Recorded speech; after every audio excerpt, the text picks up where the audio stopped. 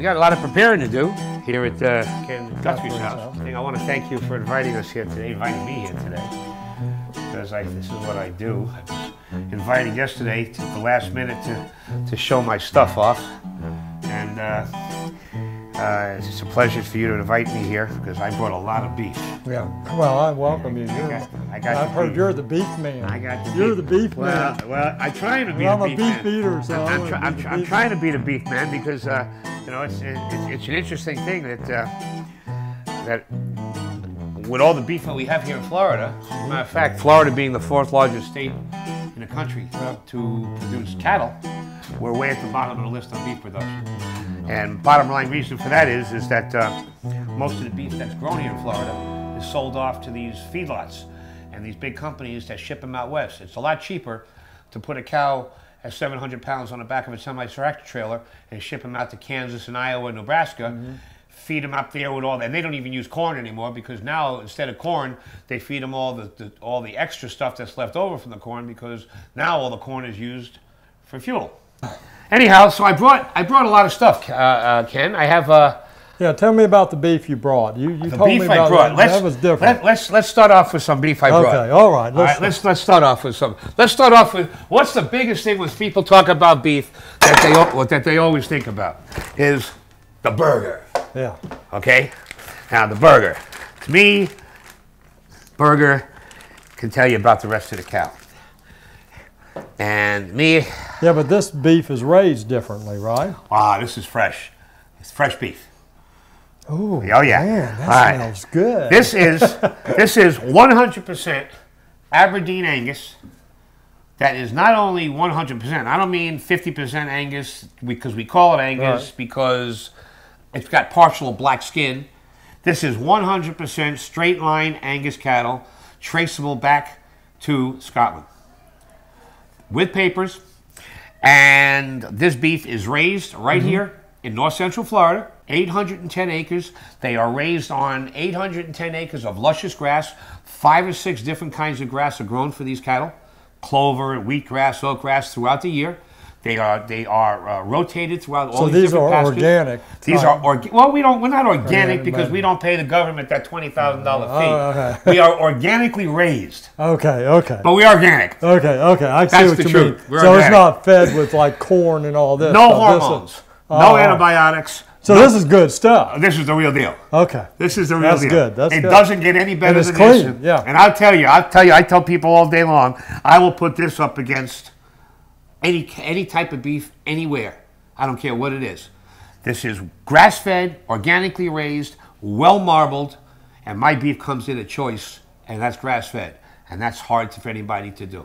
Most grass-fed beef, and that's probably the reason that Florida lost the business to begin with, is because most grass-fed beef is very tough and chewy because it's very lean and it doesn't have a lot of fat because it's grass. Right. Okay? We use straight line Aberdeen Angus because they marble, and because of the different types of forage that we feed it, they get fat. And we fatten them up.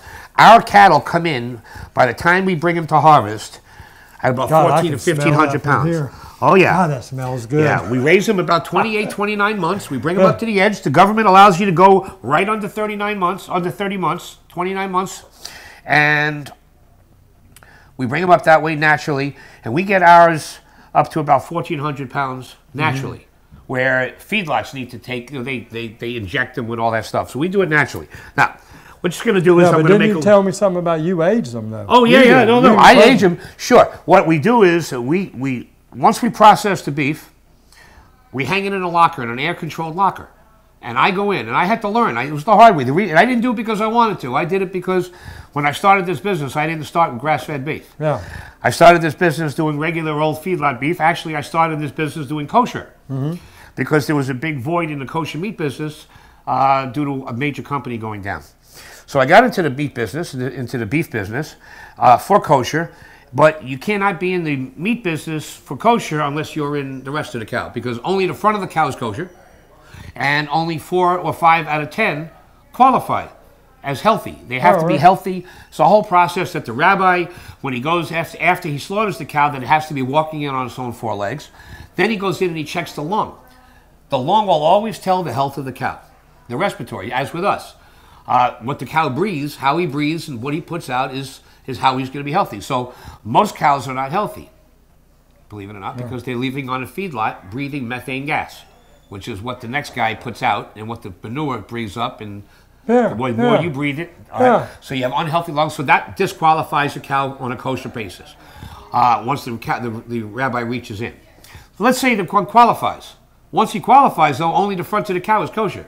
So out of 10 head of cattle, only 4 qualify, and then only the fronts qualify. So unless you have the ability to move the rest of the beef, do not try to be in a kosher meat business. Oh, wow. Okay? I didn't know that. Oh, That's cool. yeah. You have to be in the whole business. This is really the best beef, the best of the best. Well, here's what happened is that I met a woman who is a 5th-generation cattle rancher, and she specialized in these Angus cattle. And she started because of health reasons.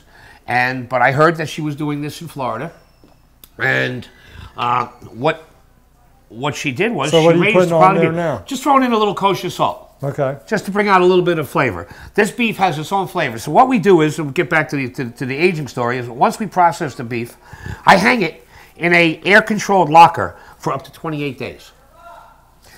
And what happens is the first 10 to 12 days, the enzymes in the meat will eat away at the muscle to tenderize it. Okay. And the last 10 to 12 days, all is for its moisture depleting and making the beef beefier and heavier tasting. But the first 10, 12 days are for moisture, are for the enzymes to make it tender.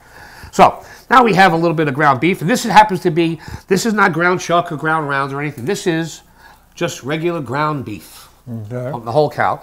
And you know, I'm a real hamburger freak, so I don't like those messy looking hamburgers. So when I make a hamburger, I will go get my favorite Chinese kitchen soup container, and I will make a mold. And because that's a good idea, like that, I never thought of that. You'd never see you have a perfect Angus burger like ready to roll. That looks good. That way everybody out there thinks they came right from the restaurant to the patty maker. That's cool. I like that. I know that's inexpensive. I have a restaurant. I will tell you something. The truth is, when you put meat through a patty machine, it squeezes out the moisture. Yeah. You don't want to squeeze meat and compress meat. You don't want to compress ground beef because it makes it very chewy and very tough. Oh, I didn't know you want the beef to be as loose as possible, but you don't want it to fall apart. All right? When every time you put it through a processing machine, it squeezes out moisture, it makes the burger drier and drier. I have restaurants here in town that they will only buy the meat, not patty, because I taught them how to go get one of their Chinese containers and make their own burger patty. I like that. I do all this work to make these patties. You make these beautiful patties. And here you sit there and show me this. And all you got to do. And I'm packing you it. Don't have getting the air out. Right? I'm sitting there going, oh my God. All you want is the beef to stay together. All right? Now, I know this because I do this for about 200 kids every week up in Gainesville, and they all get custom burger patties. Like they came right out of the box.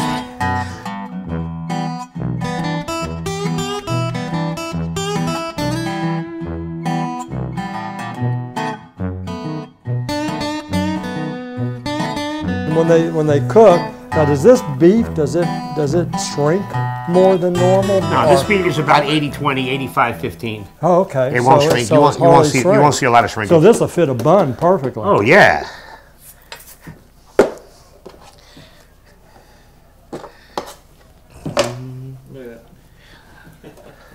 That is cool. I love it. All right, one more, and then we'll go back to talking. All right. Yeah, make sure you move this off. All right, and the next thing then we'll do another beef. Put this on this side. There you go.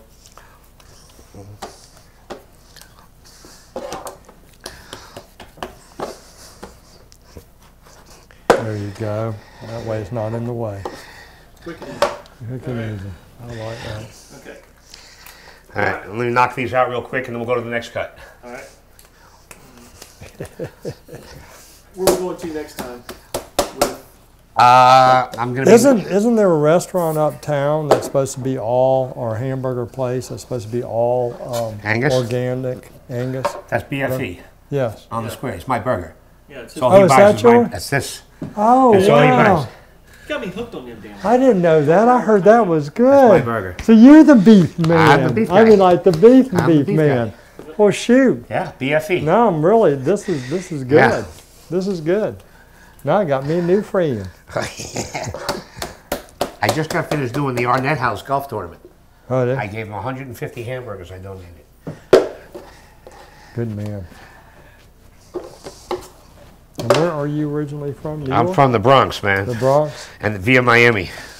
See, my grandparents on my mother's side is all, New Yorkers? yeah, they're from Rhode Island, basically. That's we don't hold that against them. Yeah. Yeah, a huge picture when you get a chance. You'll see the whole Italian family. When you look at them, you go, "That's Italian." You know how I'm saying they are Italian. I make, and you would appreciate this, Dan. I make an unbelievable beef, not veal, but beef ossobuco. With a beef shank. Yeah. Oh, Really? yeah. I was going to do it today, but it takes about 4 hours. Yeah. Oh. But I'll turn you on to some beautiful, unbelievable. And you make it with red wine instead of white, because the veal ossobuco you make with white because it's Yeah. baby. Yeah. It's veal, and then but the beef you need the wine, you need the red for it.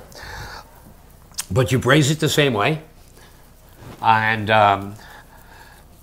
you cook it the same way, except you use the red, and you put it over polenta, or you can put it over. Actually, I saw this new recipe for beer for the South. Beer braised beef shank over beer braised beef shank. I saw a recipe today over. Ready for this? Garlic grits. Talk about for the boys from the South. Ooh, I bet that's got a nice taste to Oh it. yeah.